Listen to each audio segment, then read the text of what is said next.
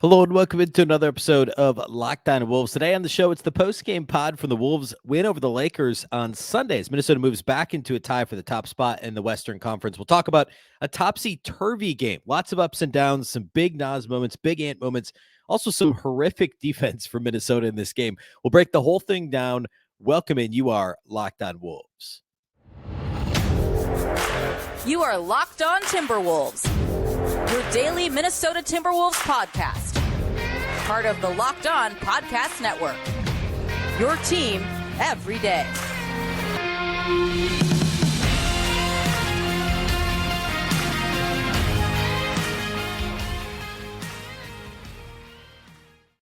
Hello and welcome to the Locked On Wolves podcast, part of the Locked On Podcast Network, your team every day. My name is Ben Beecken. I'm the host of Locked On Wolves. Today's episode is brought to you by Prize Picks, the easiest and most exciting way to play daily fantasy sports. Go to prizepicks.com/LockedOnNBA and use the code, all lowercase, LockedOnNBA for a first deposit match up to $100.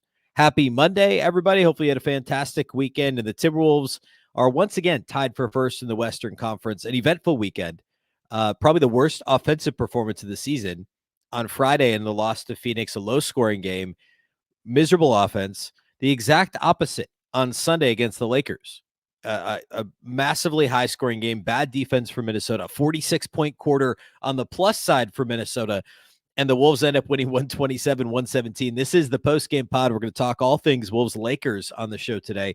Lots of Naz talk, lots of Ant talk, lots of what went wrong at stages of this game for Minnesota as they had a 20-point lead whittled down to 4 in the third quarter. So lots to get to. Off the top here, thank you for making Locked On Wolves your first listen every day. Of course, this show is free and available everywhere. That includes YouTube as well as all of your favorite audio platforms. Wherever you like to listen to podcasts, you can find Locked On Wolves. You can also watch on the Locked On Sports Minnesota app on both Roku and Amazon Fire TV. And you can follow on X at Locked On T-Wolves and also at Beecken with 2 B's, 2 E's, C-K-E-N. And a quick reminder about the postcast as well. Not only do we cover your team every day right here on the Locked On Wolves audio feed and on YouTube, but we also have instant episodes after every single game. Check out the Locked On Wolves postcast right here on the Locked On Wolves podcast feed, plus streaming on the Locked On Sports Minnesota YouTube channel immediately following each and every Wolves game. Get rapid reaction to all the biggest moments with Luke Inman and Jack Borman on the Locked On Wolves postcast. And of course, a reminder that audio, it's actually the last episode before this one. In fact, the last two before this one, with a postcast from Friday's loss to the Suns and Sunday's win over the Lakers. So check out the postcast live on Locked On Sports Minnesota and YouTube, or after the fact, the audio feed right here at Locked On Wolves. All right. Let's talk Wolves-Lakers. This was a fun game to watch. At times it was disjointed. At times it was sloppy and disorganized and looked more like an October game than what you'd expect from two teams in contention in April. But there were a lot of fun moments because it was so fast-paced. And, of course, the Lakers like to play fast. Minnesota does not. And the Lakers ended up playing small quite a bit because Anthony Davis, at the end of the first quarter, got hit in the face by Kyle Anderson and did not return. The Lakers, shortly after halftime, said he was out with an eye injury for the rest of the game. And while he wasn't, Anthony Davis has played incredibly well against the Wolves so far this year. And he had an effective first quarter. He only shot 2 of 6, but he was on the glass a bunch. He was involved. He was wreaking havoc defensively against the Wolves. And to not have him the rest of the game was a big problem. I mean, Jackson Hayes put up a line, 19 and 10. He also had 5 steals, shot 8 of 9. A lot of that was because the Wolves had these just horrendously sloppy moments, especially in the third quarter, which we'll get to. But I mean, like, Jackson Hayes isn't Anthony Davis. He might have had the 5 steals, but he didn't have the impact defensively that Anthony Davis does. I shouldn't have to say that, but I feel like I need to because of Jackson Hayes putting up 19 and 10 with 5 steals and shooting 8 of 9. He wasn't as good as his line was, and he was good, like good-ish, but he's not Anthony Davis, obviously. So this game started with just incredible shooting by both teams, and the defense wasn't great, but as the quarter wore on, I thought the defense tightened up and the shooting just stayed really hot for both teams. I mean, the Lakers, by the end of the first quarter, were just making some impossible shots. And the quarter finished with a 37-33 LA lead. And again, I don't think the Wolves were that bad defensively, other than the first maybe handful of possessions where the Lakers got some open threes. But both teams were contesting jumpers on the perimeter. It was a lot more of perimeter shooting than it was points to the paint. There was a bunch of mid-range jumpers in the first quarter too. Just a really impressive offensive display by both teams.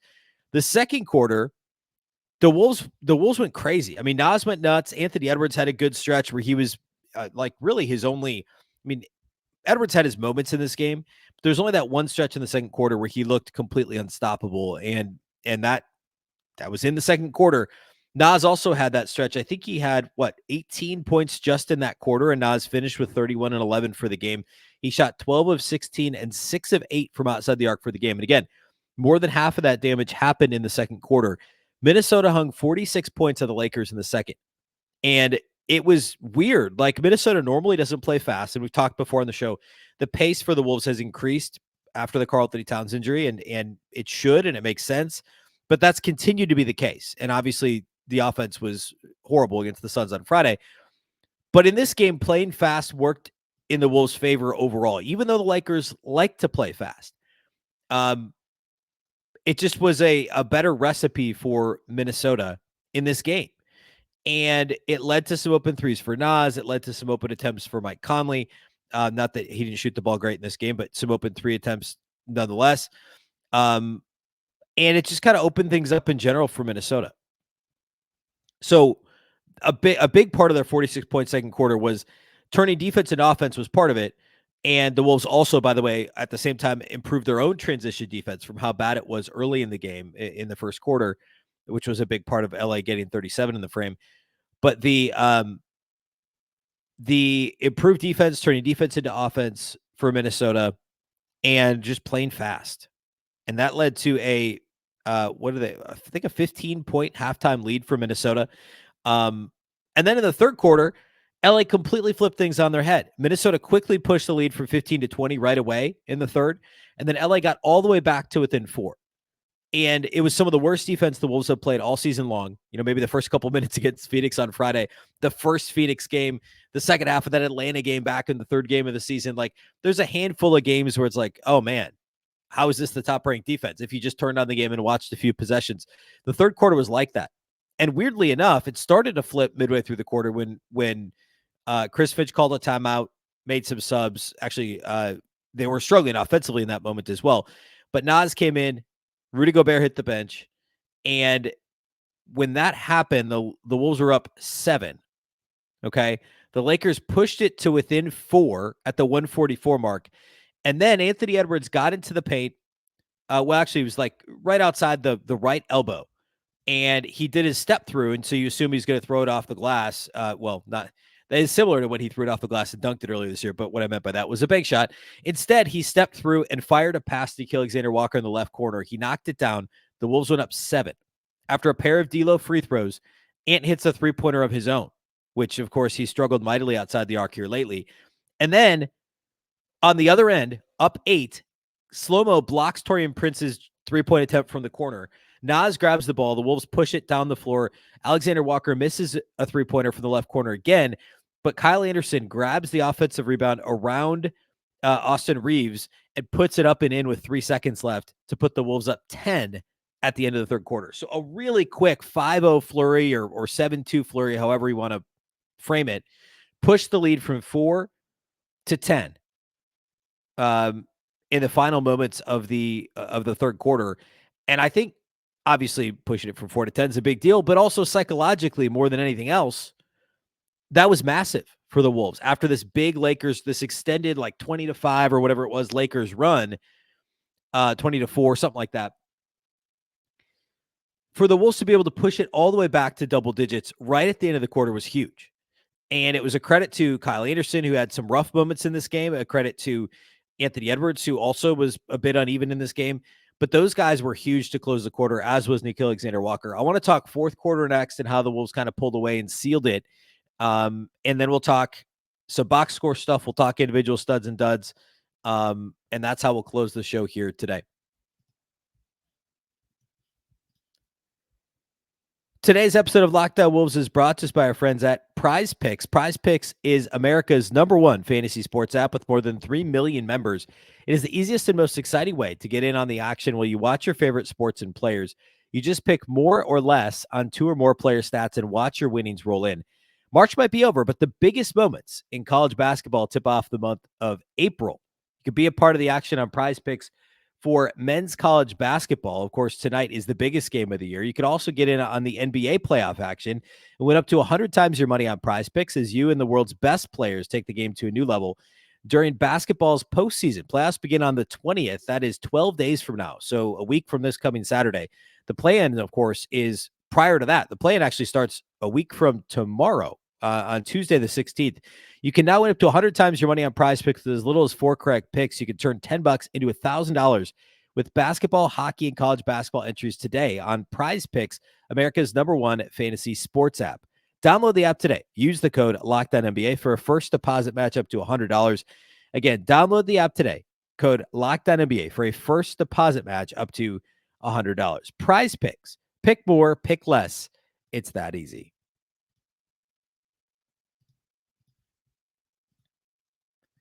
Do you watch Fox Sports or ESPN on your TV all day? If so, no doubt you have to turn down the volume with all the shouting. Instead, make the switch to Locked On Sports Today, a free 24/7 sports streaming channel programmed for you every day to bring you the biggest stories without all the screaming. Locked On Sports Today brings you can't-miss analysis, opinions, and news streaming 24/7 on YouTube or the free Amazon Fire TV channels app, part of the Locked On Podcast Network, your team every day.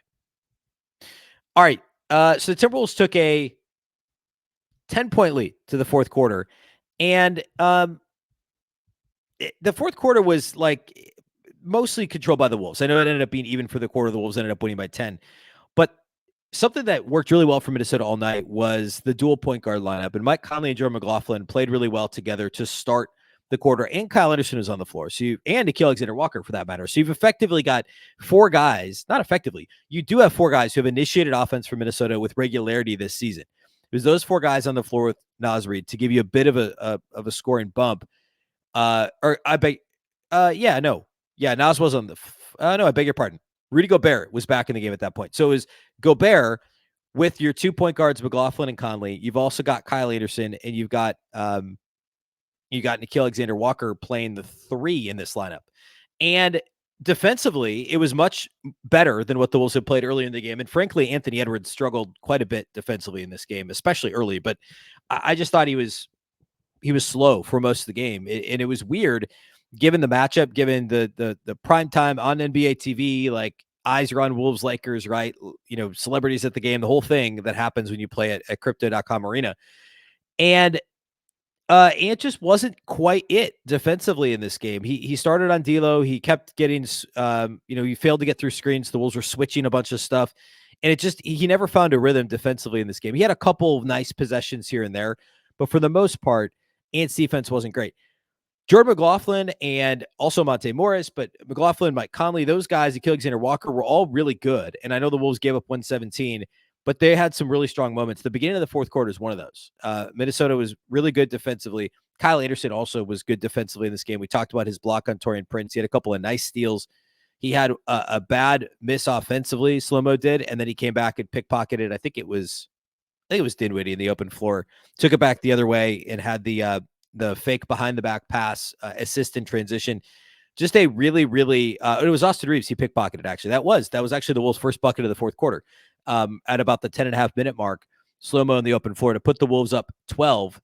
And it was just a really kind of methodical Minnesota stretching the lead out. And by the time Anthony Edwards came back in the game, which was at the 5:37 mark, the Wolves were back up by 19 points. So they entered the quarter up 10. They went up 19 in large part due to the aforementioned 2-point guard lineup. Mike Conley, Jordan McLaughlin. Conley had a couple of buckets in there. We talked about the slow-mo play. McLaughlin hit a 3-pointer that pushed the Wolves lead to 15. He also had an assist mixed in there as well. Just a lot of playmakers, enough shooting between Conley, McLaughlin, and Alexander-Walker, and enough size with Gobert and Kyle Anderson.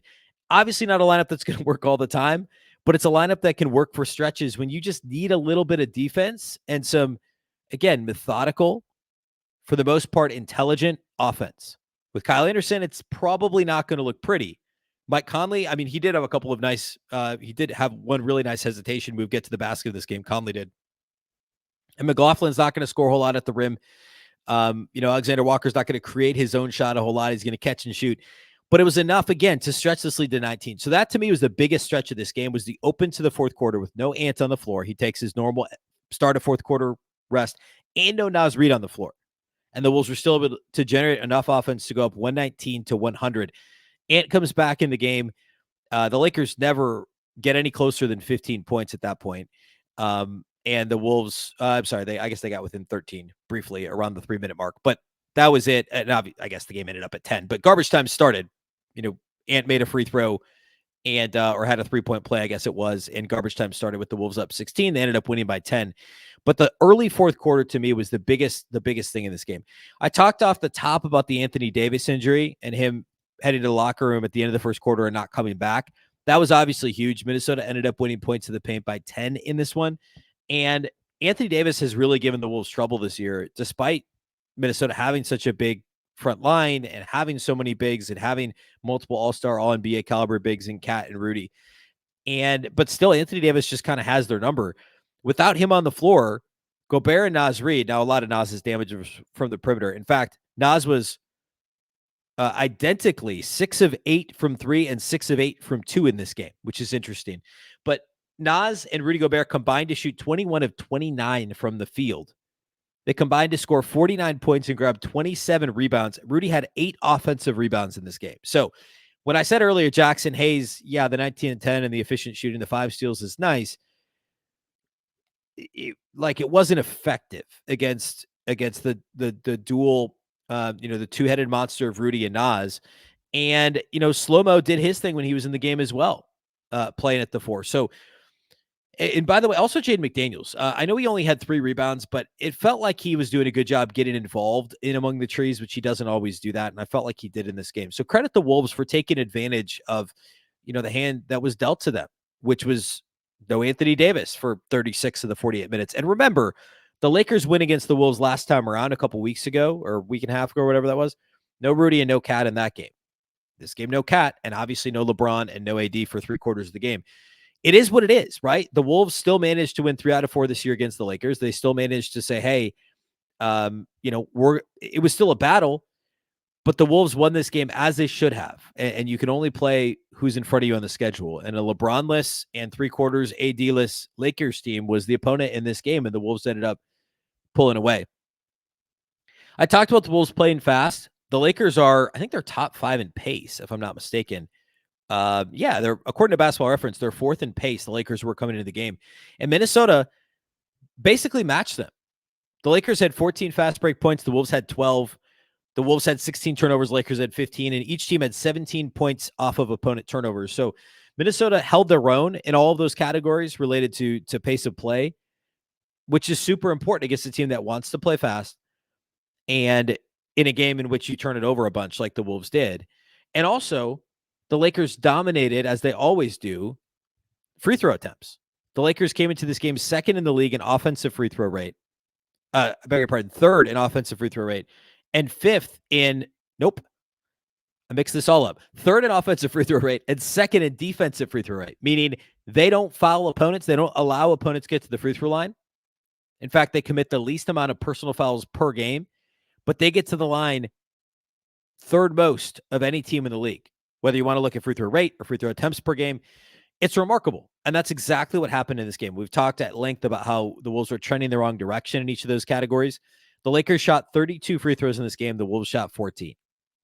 And yeah, there were some moments where the officiating could have been better, but that's also the Lakers and the way they play. There's a track record of them doing that. They're physical, right? While they do shoot threes and they can make threes, they don't shoot threes at an extremely high rate. In fact, they're 29th in 3-point attempt rate. They make them when they shoot them. They're 7th in percentage, but they would rather shoot 2s and be physical, get into the painted area. Now, LeBron's a big part of that, of course, but I mean, Austin Reeves likes to do it. Rui Hachimura loves to back you down and get into the paint as much as possible, as get as close as he can. D'Lo's kind of like the only guy who's not in there to try and get to the rim or get close to the rim. And he's, of course, never met a mid-range shot he didn't like either. So this was a difficult matchup for the Wolves in terms of pace. Overall, it was a difficult matchup given who was missing, but the pace Lakers like to play it and the physicality they play with, which is one of the reasons why given the options, I wouldn't hate to see the Lakers in the playoffs, but there's teams I'd rather have the Wolves face than the Lakers because LA is good at the aforementioned, pace of playing fast and also getting to the line, happy to shoot mid-range shots, areas that the Wolves can struggle in. However, the Wolves' size, even with LeBron and AD, over the course of a series, I think would put the Wolves in a decent spot if that's the situation we end up in here in a couple of weeks. All right, let's close the show by talking individual studs and duds. We'll do that here next. Today's episode of Locked On Wolves is brought to us by our friends over at LinkedIn Jobs. When you're hiring for your small business, you want to find quality professionals that are right for the role. That's why you have to check out LinkedIn Jobs. LinkedIn Jobs has the tools to help find the right professionals for your team faster and for free. LinkedIn isn't just another job board. LinkedIn has a vast network of more than 1 billion, that's billion with a B, professionals, which makes it the best place to hire. It gives you access to professionals you can't find anywhere else. LinkedIn does all that while making the process easy and intuitive. Hiring is easy when you have that many quality candidates. So easy, in fact, that 86% of small businesses get a qualified candidate within 24 hours. LinkedIn knows that small businesses are wearing a ton of hats and might not have the time or resources to hire. They're constantly finding ways to make the process easier. They even just launched a feature that helps you write job descriptions, making the process even easier and quicker. 2.5 million small businesses use LinkedIn for hiring. Post your job for free at linkedin.com/LockedOnNBA. That's linkedin.com/LockedOnNBA to post your job for free. Terms and conditions apply.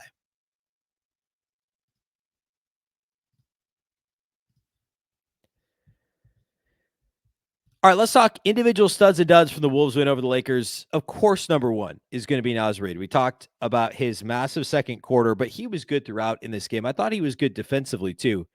Naz went for 31 and 11. He shot 12 of 16. As I said earlier, he was 6 of 8 on 3-point attempts. He was 6 of 8 on 2-point attempts. He was 1 of 3 at the line. He pitched in 2 steals, 1 assist, and 1 block, and he only turned it over 1 time, which was really good to see. We've seen that be a little bit of a bugaboo here lately for Naz Reid. He had 5 turnovers in the Phoenix game Friday, not like he was the only one that was having issues with that, but he also had in the 3 games before that, he had 8 turnovers total. So you take the last 4 games combined, Naz had 13 turnovers over the last 4 games, just 1 in this game for Naz Reid. He's had the ball in his hands a lot more lately, of course, and it was good to see him bounce back after a we'll call it uneven performance against the Suns on Friday night. So great game from Naz. Hard to understate what he was able to do in this game and how important he was for the Wolves pulling out the win. I'm going to give Rudy a stud in this game. He had a bit of a weird one. He had some very weird moments in this game. He tried to take a ball coast to coast, was stripped. The ball went out of bounds off his leg. He, what else did he do? There were a couple of passes he tried to make. He ended up turning it over 3 times. Just was not an aesthetically pleasing Rudy game. It just wasn't. But you look up and he's got 18 and 16, 9 of 13 shooting. He pulled down 8 offensive boards. The Wolves missed on a couple of lobs to him badly. But he also pulled down a couple of lobs. He tried to throw a couple in with the tip throwdowns where he doesn't actually catch the ball, but he kind of spikes it into the hoop. That didn't work a couple of times. It was so weird. And also he didn't shoot any free throws. This is a guy that's got the biggest free throw rate, the highest free throw rate on the Wolves. He gets the line a ton. Teams are happy to foul him, but he ended up with no free throw attempts in this game. The 18 and 16 was great. The dominating of the paint, sans Anthony Davis, sans LeBron James was huge. And I know Jackson Hayes put up the numbers, but Rudy did a good job overall controlling the paint in this game. So Rudy Gobert gets a stud as well. My third stud, I kind of went back and forth. Kyle Anderson had some good moments, as we talked about.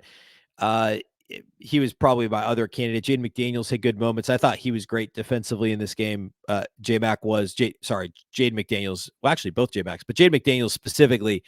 The last couple games, he was good on Friday night too. But to see him to use his length and to look, there's been moments this year where I just don't know that he's been quite as engaged and locked in, which is, I guess, I don't know.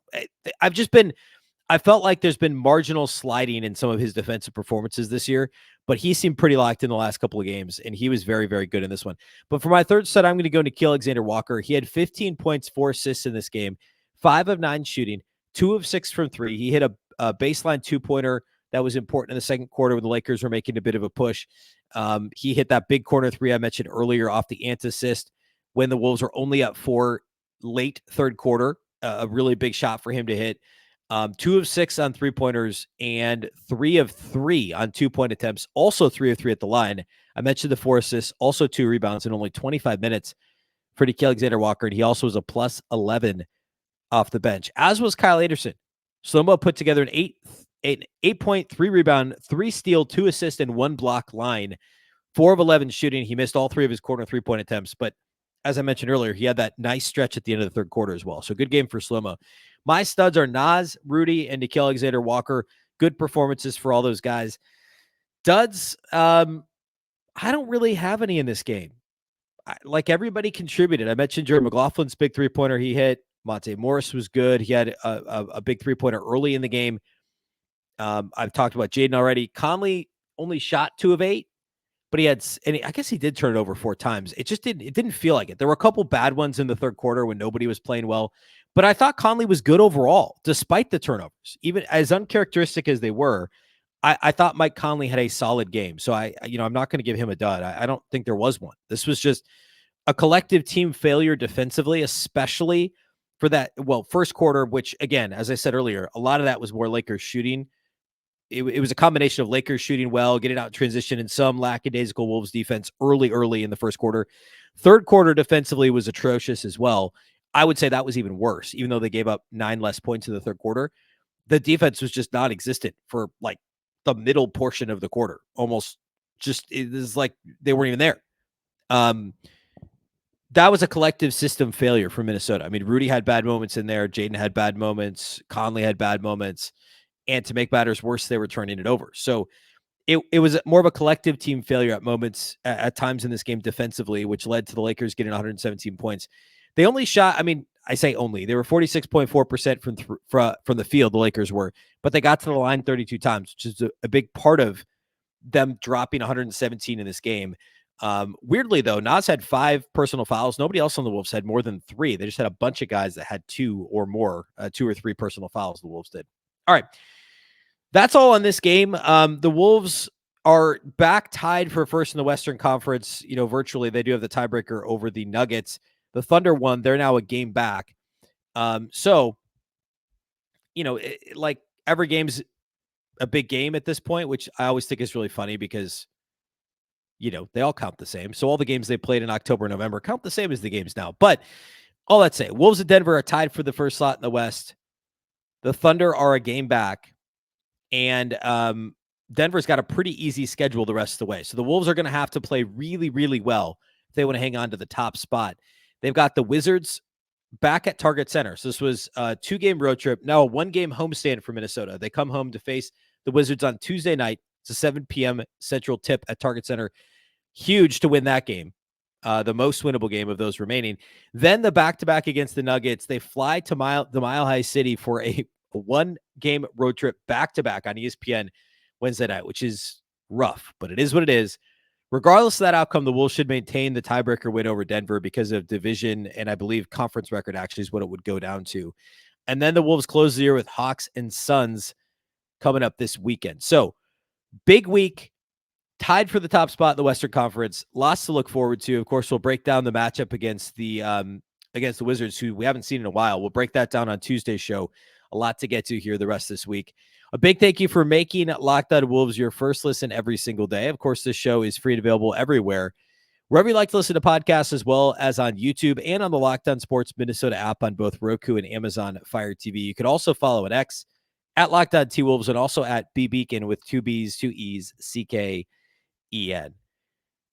A reminder that the Locked On Wolves podcast is part of the Locked On Podcast Network. Remember, the Locked On Network is your local experts on all the biggest stories.